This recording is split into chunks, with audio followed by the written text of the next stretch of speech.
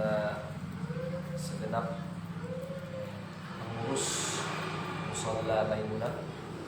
Tidak bisa kami sebutkan namanya satu persatu tanpa mengurangi rasa ta'zim kami dan hormat kami kepada beliau-beliau semua.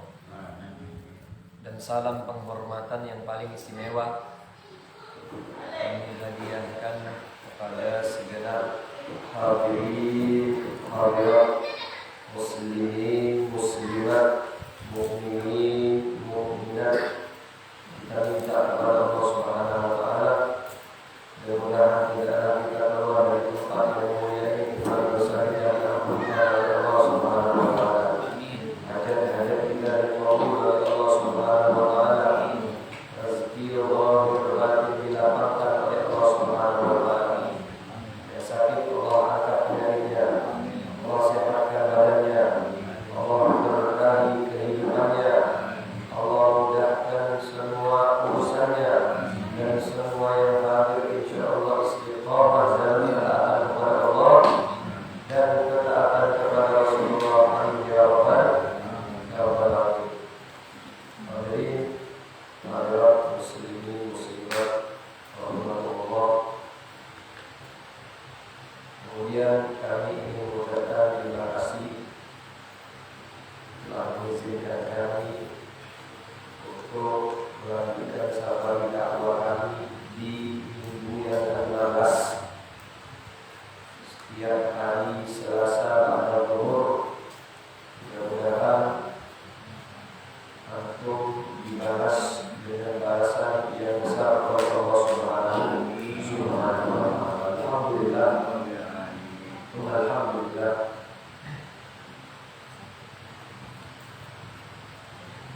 Di sidang hari ini kita diberi rasa takut oleh Allah Subhanahu wa taala, sehingga dengan rasa takut itu kita menjalankan salah satu kewajiban dari kewajiban yang diwajibkan oleh Allah Subhanahu wa taala. Setiap manusia tanpa terkecuali, baik muslim ataupun non muslim, laki perempuan, orang tua anak muda, pemuda pemudi, semua dikasih oleh Allah Subhanahu wa taala rasa takut dan rasa berani. Sifat takut dan sifat berani itu pasti dikasih oleh Allah Subhanahu wa taala. Seorang mukmin, seorang muslim diajarkan oleh baginda Nabi besar Muhammad sallallahu alaihi wasallam dan pewaris baginda Nabi besar Muhammad sallallahu alaihi wasallam untuk menempatkan rasa takut pada tempatnya dan rasa berani pada tempatnya. Menempatkan sifat takut pada tempatnya, sifat berani pada tempatnya.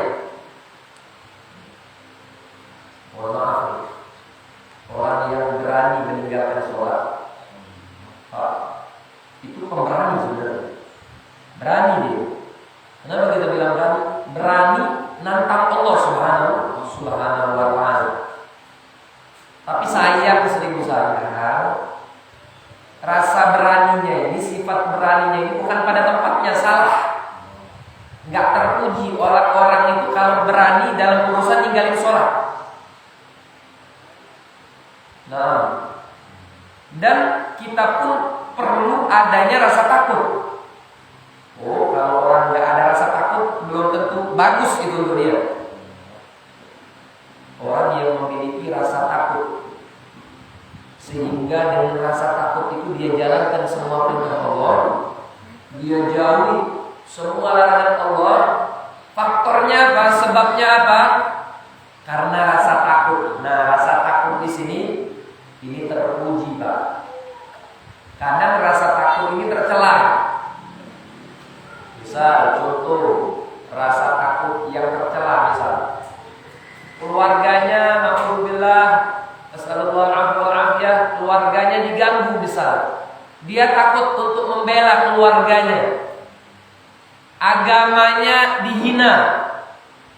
Dia takut untuk membela agamanya. Nah, ini takut. Tapi takutnya ini tercela. Nah, la ilaha illallah Muhammadur Rasulullah sallallahu alaihi wasallam. Dan terkadang rasa berani ini menjadi teruji kalau pada tempatnya juga.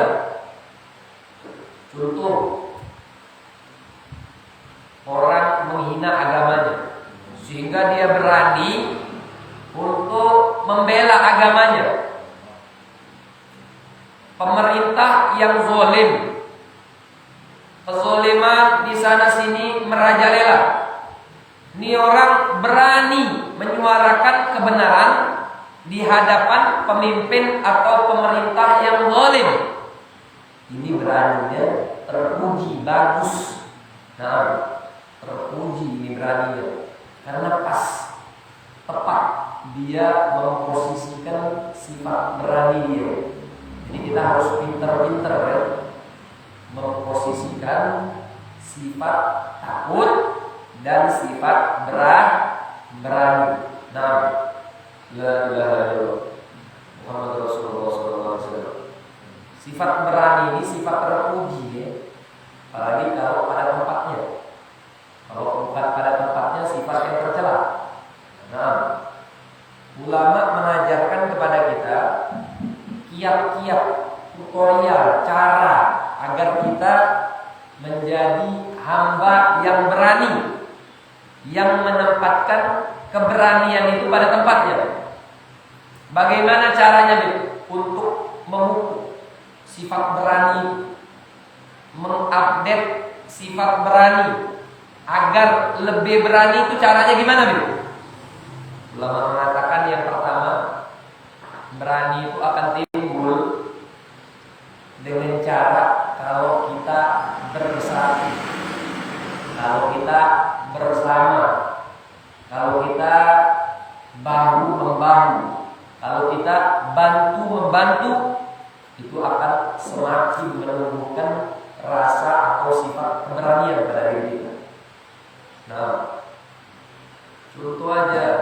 Nah, ini contoh-contoh yang sering terjadi ya, yang gak mesti dicontoh. Misalnya anak-anak tawuran. Nah, anak-anak tawuran yang tawurannya gak ada sebab atau gak jelas lah kalau ada sebab tawuran. Mereka tawuran. Ya kalau satu mahasiswa lawan 200 mahasiswa, gak berani yang satu ini. Nah, gak berani dia. Tapi kalau di belakang satu mahasiswa ini ada 1000 mahasiswa lainnya yang bakal melindungi dia, maka berani dia. Karena rame, kumpul, bersama, patungan, keroyokan. Nah, kita pun seperti itu ya. Dalam hal yang positif, kalau kita berkumpul bersama dalam suatu kebaikan, maka kita akan berani, akan lebih khusyuk, akan lebih tadabbur. Ketika kita sholat berjamaah, berkumpul bersama-sama, rame-rame itu biasanya semakin rame jamaahnya lain rasanya. Kalau dikit jamaahnya cuma 2, imam sama makmum, sholat tetap sholat, tapi semangat biasa-biasa aja, nggak terlalu semangat. Tapi kalau kayak sholat Jumat misalnya, lain semangat orang sholat Jumat. Karena apa? Karena adanya kebersamaan, adanya persatuan dalam kebaikan, maka mendatangkan sifat berani atau dengan makna lain sifat khusyuk, sifat tadabbur, lebih semangat, lebih ikhlas, lebih berusaha memperbaiki sholatnya karena bersatu tadi. Nah, la ilaha illallah Muhammadur Rasulullah SAW.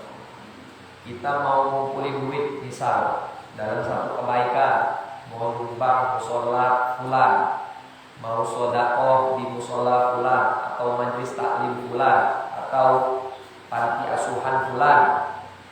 Nah, kalau kita sendirian, gak kuat kita mungkin. Tapi kalau kita kumpulin 1000 orang, masing-masing 1 orang 10.000 aja, semangat kita, berani, enteng, mudah rasanya, lebih ikhlas ngeluarin duit itu. Kalau rame-rame, nah, maka kita harus bersatu ya dalam kebaikan. Insya Allah kalau sudah muslimah, mukmin, mukminah bersatu dalam suatu kebaikan apapun itu, insya Allah muslim ini akan kuat. Muslim ini tidak ditertawakan oleh kaum Yahudi dan Nasrani. Kenapa sekarang ini kadang-kadang orang Yahudi, orang Nasrani, orang Muslim tertawain kita? Karena kita sesama Muslim aja sendiri ini nggak kuat. Musuhan, sikut-sikutan. Mereka nggak repot-repot mau merangin kita, cukup ketawa aja di belakang layar. Ketawa mereka ngeliatin kita musuh-musuhan. Tuh Muslim tuh saling tembak, tuh Muslim tuh saling bunuh, tuh Muslim tuh saling caci. Padahal kita pengen kuat, cuma kita tidak memenuhi syarat agar kita menjadi kuat, yaitu bersatu padu dalam kebaikan, dalam keimanan, dalam keislaman, dalam keihsanan. La ilaha illallah Muhammadur Rasulullah sallallahu alaihi wasallam. Mudah-mudahan ya, umat muslim disatukan oleh Allah Subhanahu wa taala dalam satu kebaikan, sehingga kita semua akan mendapatkan keridhaan dari Allah Subhanahu wa taala. Amin ya rabbal alamin. Hadirin hadirat muslimin muslimat rahimani wa rahimakumullah. Itu cara pertama untuk menumbuhkan sifat berani. Nah, yang kedua caranya adalah dengan banyaknya pengalaman. Banyak pengalaman. Dikasih contoh simpel tadi. Berani, pede itu akan timbul kalau banyak pengalaman.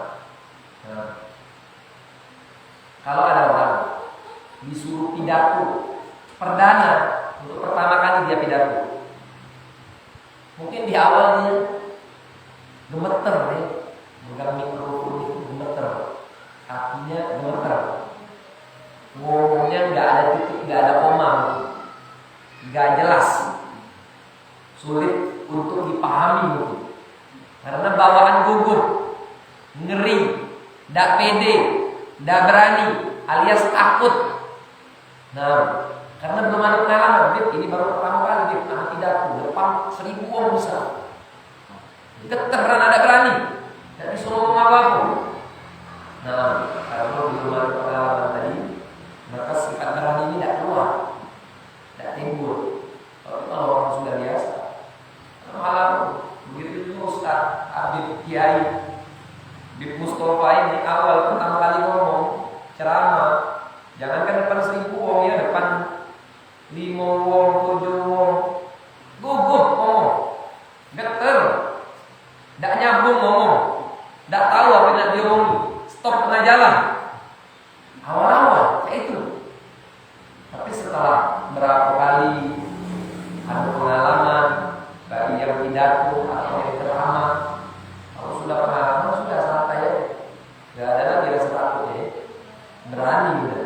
Nah, itu yang kedua ya, cara untuk menumbuhkan sifat berani ini dengan banyaknya pengalaman. Nah, la ilaha illallah Muhammadur Rasulullah sallallahu alaihi wasallam. Kalau ada seorang dipanggil sama polisi untuk pertama kali, nah, jadi tuduh fitnah melakukan tindak kriminal misalnya, diundang, dipanggil sama polisi untuk datang ke kantor polisi. Nah, mungkin 2 hari atau 3 hari sebelum itu dan sedikit pikiran, mana ini penjara, bakal disiksa, bakal disetrum, tidak aman, dizolimi, dibocori dan lain sebagainya. Pikiran macam-macam dia pikiran. Karena baru pertama kali. Tapi kalau sudah keluar masuk penjara, nah beberapa hari dulu keluar masuk penjara, tidak contoh baik. Bisa kalau sudah dia keluar masuk, apalagi dalam urusan difitnah misalnya, dia tidak berbuat salah, tapi difitnah berbuat salah. Nah, maka kalau sudah berulang kali biasa, nah tidak kepikiran lagi. Dia diundang sama polisi, sama dengan diundang sama kawannya makan, sama baik, tidak ada bedanya. Nah, bukan menjadi muskilah, bukan menjadi masalah, bukan menjadi suatu yang berat. Biasa-biasa saja, karena sudah pengalaman biasa. Nah, la ilaha illallah Muhammad Rasulullah Sallallahu Alaihi Wasallam. Nah, itu kurang-kurangnya dua itu. Kalau kita pengen berani, nah, dan kita bisa mengemudikan, mengekang keberanian kita dalam kebaikan, dalam tempat yang benar, dalam sekurang-kurangnya dua cara itu ya. Nah, la ilaha illallah Muhammad Rasulullah Sallallahu Alaihi wa ala alihi wa sahbihi wasallam. Semoga dijadikan oleh Allah Subhanahu wa taala hamba-hamba yang berani, yang menempatkan sifat berani itu pada tempatnya dan sifat takut pada tempatnya. Amin ya rabbal alamin. Yang pertama, syarat tadi agar kita berani adalah bersatu, berkumpul bersama, patungan dalam suatu kebaikan. Yang kedua, banyaknya pengalaman. Nah, dari Muhammad Rasulullah SAW. Orang kalau pertama kali hadir majelis taklim misalnya, malu dia agak minder. Dulu nakal misalnya, berjak, nakal, akhirnya tobat. Nah, tobatan nasuha, diajak kawannya untuk ke masjid, malu bukan main, tidak berani, takut. Belum ada sifat beraninya. Karena baru pertama kali yang masuk masjid. Nah, baru pertama kali dia ada hadir majelis taklim. Minder dia bahasanya, gugup, malu lah pokoknya.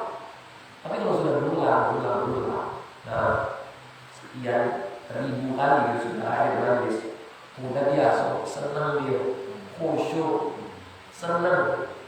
Termasuk hal yang dia kejar-kejar, dia carinya di mana majelis, aku nak hadir, diusahakannya sama dia. Walaupun dia capek, kalau ada waktu disempatkan untuk menghadiri majelis taklim tadi. Nah, itu gara-gara timbul rasa berani itu. Yang rasa berani itu benar pada tempatnya. Nah, Muhammad Rasulullah SAW. Jadi dua akar ini, akar keberanian dan akar sifat takut ini baik ini. Kalau ada pada diri seorang, asal pada tempatnya ya. Kalau dua akar ini pada tempatnya, maka akan baik semua urusan dia. Insya Allah urusan dunia, urusan akhirat. Nah, rasa takut sama Allah. Oh, ini akar bukan main. Kalau takut sama Allah, engkau katik engkau nyingok, tidak berani dia maksiat kepada Allah. Engkau dewean. Kadang-kadang kan kita ini berani maksiat gara-gara kaki yang nyingok. Nah, yang nyingok aman. Kaki si TV tidak aman, maksiat akhirnya. Ini kurang rasa takutnya sama Allah. Tapi kalau orang memiliki rasa takut sama Allah, engkau gimana dewean tengah malam kaki wong nyingok, tidak berani dia maksiat kepada Allah Subhanahu wa taala. Kalau orang ada rasa takut, dia pengen selalu dijingok oleh Allah, dia itu dalam keadaan taat. Akarnya, faktornya apa? Rasa takut kepada Allah Subhanahu wa taala. La ilaha illallah Muhammad Rasulullah Sallallahu Alaihi Wasallam. Baik, itu yang pertama yang saya Nabi sampaikan. Kemudian seperti biasanya kami di setiap safari dakwah, insya Allah sekota Palembang ini doakan saja. Biasanya kami mengkaji kitab Fawaidul Muharram dan insya Allah kita lanjut ke pembacaan kita. Harapkan ambil berkah kita ini. Nah, qala Syekhul Musannif Al-Habib Ali bin Hasan Baharul rahimahullah ta'ala nafa'ana bihi wa bi ulumi fid darain amin. Ila anfal wujubu talabil ilmi. Nah, kita sampai pada tema yang berjudul kewajiban menuntut ilmu. Nah, kewajiban dalam menuntut ilmu. Qala alaihi salatu wassalam, utlubul ilma walau bis-sin. Qala sayyidina al-Qutb Abdullah bin Ali al-Haddad, as-sin iqlim ba'id min ab'ad al-mawarid. Qalil minan nas man yasilu ilaihi bi bu'di. Fa idza wajaba 'ala al-muslim ay yatlubal ilma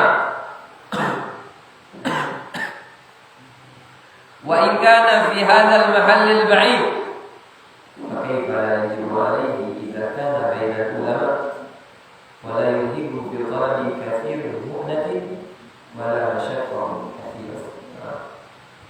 Baik, ini satu dalil yang kuat dan menarik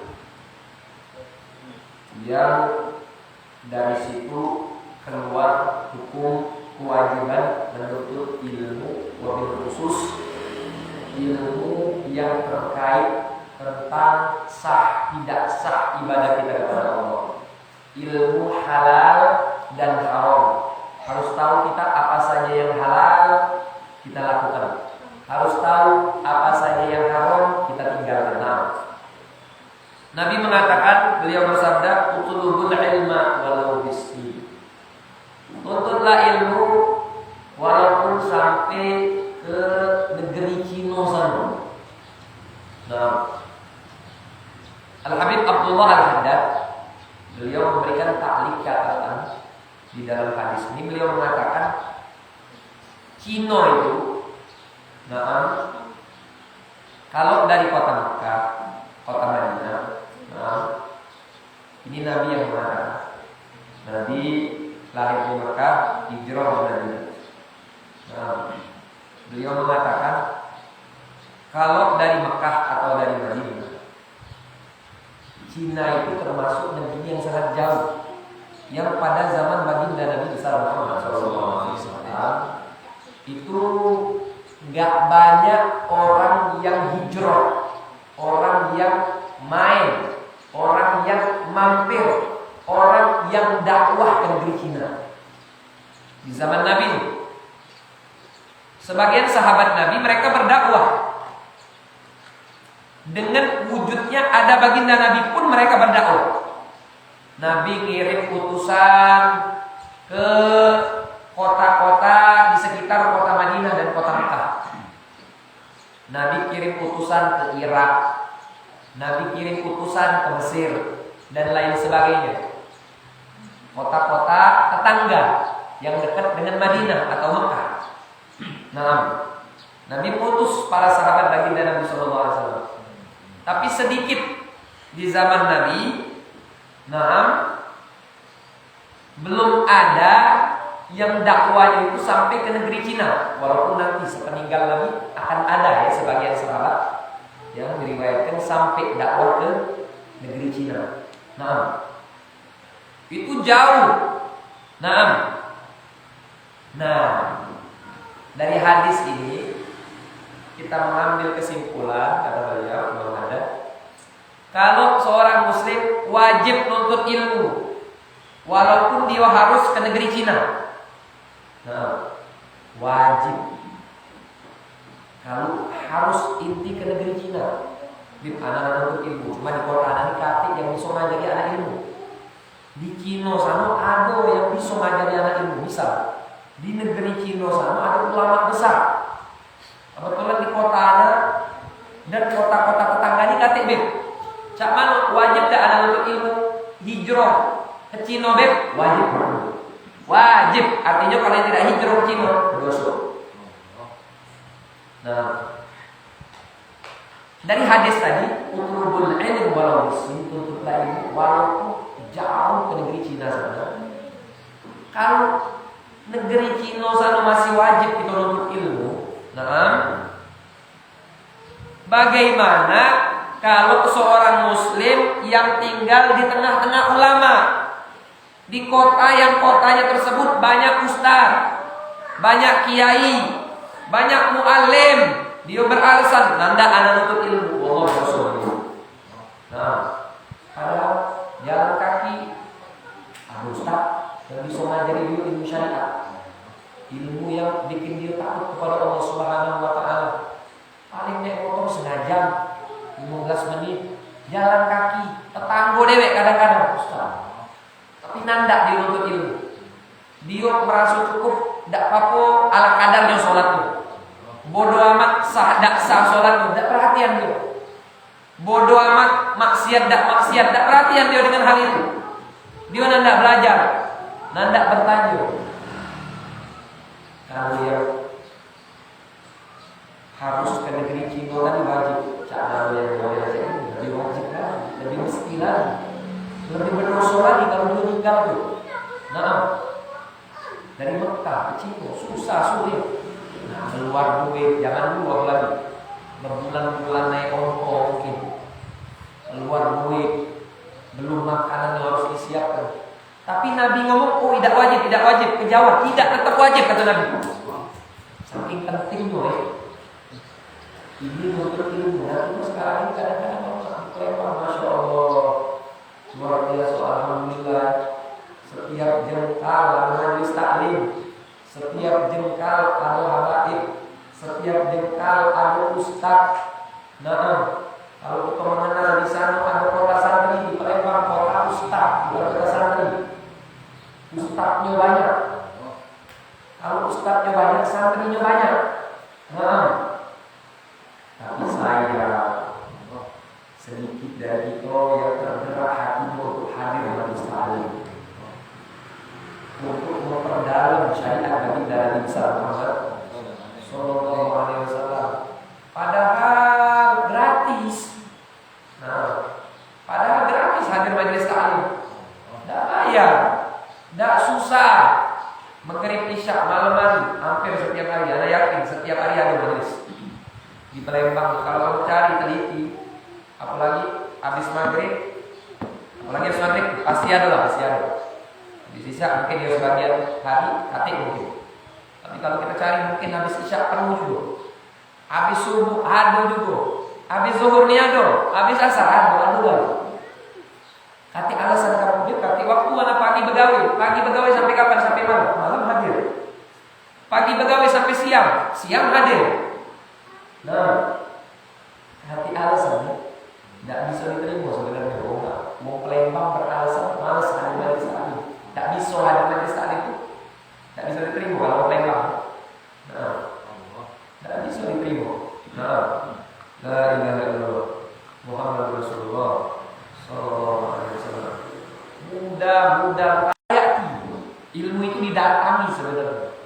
Nah, bukan ilmu yang mendatangi. Tapi Imam Haddad mengatakan di zaman beliau, kalau model ilmu itu nak didatangi kesian gitu.